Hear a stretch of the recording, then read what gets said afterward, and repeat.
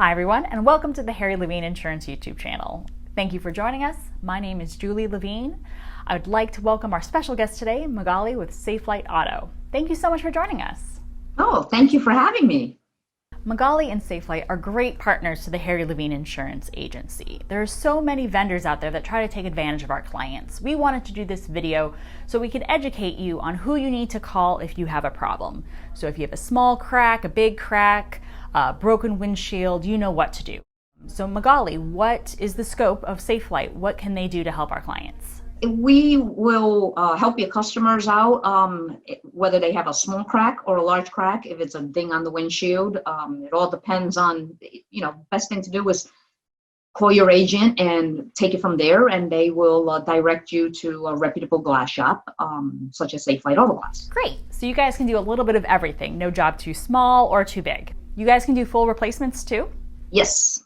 There's many different types of glass out there. I've heard of OEM glass. I know there's different types out there. Can you explain those for our viewers? That's a great question, Julie. When it comes time to replace auto glass, best decision-making thing is to understand what your options are, okay? So you mentioned OEM. So there are three different types of glass. There's OEM, OE, and OEE. So OEM stands for Original Equipment Manufactured. Okay, that's when the glass is made by the same manufacturer as the original car when it was made. It also has the automaker's logo on it. So that makes it, and most people refer to it as dealer glass. OE is Original Equipment, same as OEM, except it doesn't have the logo. It's the only difference. And then there's OEE. Typically, that's what people call aftermarket, but it meets the same standards, the same specs as OEM and OE. It's safe to use the OEE, and it's usually more cost-effective when you use the OEE as well. One thing to be aware, though, if you have a leased vehicle, some leasing companies require that you have OEM, so it's suggested you check with your leasing agreement to make sure before requesting the replacement of the glass. Thank you, Magali. That was a great description of the different types of glass available for our clients. Now, why is it so important for them to use a reputable vendor? Julie, that's a great question to ask, okay? First and foremost, it's about safety. It's about safety for you policyholders out there. A reputable glass vendor will use safe drive-away urethane so that when that customer leaves, that urethane cures more quickly and allows safe drive-away time, okay?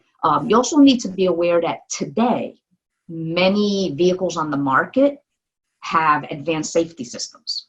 Okay, these include forward collision warning, maybe it has emergency braking. These rely on advanced technology in the vehicle, and it's important, and a reputable vendor will know this, that these advanced systems need to be recalibrated after windshield installation so that the customer can leave and the function of these advanced safety systems can work just like they did before the replacement of the windshield. It's a lot more complicated than just popping out a glass and throwing in a new one. Absolutely. The other thing too is keep in mind a reputable glass vendor will have a warranty not only for the replacement of the glass, but also for the recalibration. Okay, and also they work with your insurance carriers to make sure that there's reasonable pricing, so they're not overly pricing your insurance carrier. So that leads into my next question. There is a lot of fraud in the insurance industry when it comes to windshield replacement. What are some of the things that you're seeing in the industry that are causing everyone's rates to go up? Oh, geez, there's so many things. As you mentioned, it is a big hot topic. You have vendors that are going door to door, okay? There's walking parking lots. They're pointing out non-existing damage on vehicles.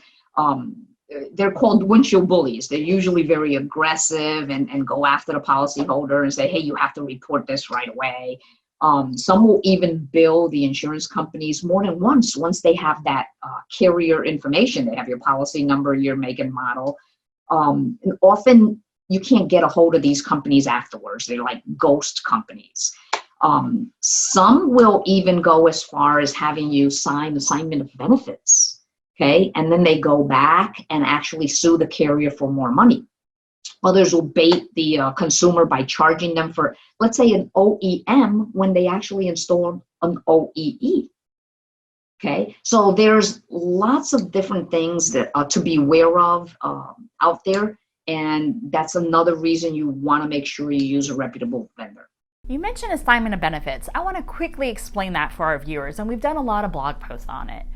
What assignment of benefit is you're basically signing away your rights to a claim as a homeowner or an insured with an auto. The vendor you're using takes over that right, and that's where the fraud usually comes in with increased costs. We tell all of our clients, do not sign anything. If you have any questions, call your agent. That's what you have an agent for, right? That's our job. Give us a call. So what is the average cost to replace a windshield? Well, that varies, okay? So the price depends all on the type of car, for example. What's the year, make, and model?